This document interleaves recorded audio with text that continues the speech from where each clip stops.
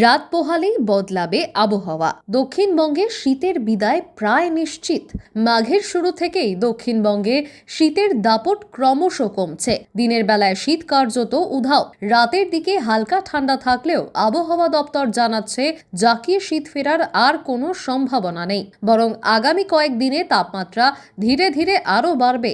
আবহাওয়াবিদদের মতে একের পর এক পশ্চিমী ঝঞ্ঝার প্রভাবে দক্ষিণবঙ্গের জেলাগুলিতে তাপমাত্রা 2 থেকে 3 ডিগ্রি সেলসিয়াস পর্যন্ত বাড়তে পারে। বর্তমানে একটি পশ্চিমী ঝঞ্ঝা পাকিস্তান ও সংলগ্ন জম্মু কাশ্মীর অঞ্চলে সক্রিয় রয়েছে। 26 তারিখ আরও একটু ঢুকতে পারে। ফলে কলকাতায় সর্বোচ্চ তাপমাত্রা 28 থেকে 29 ডিগ্রি ও সর্বনিম্ন 14 থেকে 15 ডিগ্রির আশেপাশে থাকবে। দক্ষিণবঙ্গের সব জেলাতেই শুষ্ক আবহাওয়া বজায় থাকবে। তাপমাত্রা বাড়লেও কুয়াশার দাপট কমবে না। দক্ষিণবঙ্গের উত্তর ও দক্ষিণ 24 পরগনা, মুর্শিদাবাদ, নদিয়া, বর্ধমান, বীরভূম সহ একাধিক জেলায় সকালে ঘন কুয়াশা দেখা যেতে পারে। উত্তরবঙ্গের দার্জিলিং, জলপাইগুড়ি ও কোচবিহারে হলুদ সতর্কতা জারি রয়েছে। আগামী 5 দিন উত্তরবঙ্গের আবহাওয়ায় বড় পরিবর্তনের সম্ভাবনা নেই। সমতলের জেলাগুলিতে সর্বনিম্ন তাপমাত্রা থাকবে 10 থেকে 15 ডিগ্রি সেলসিয়াসের মধ্যে।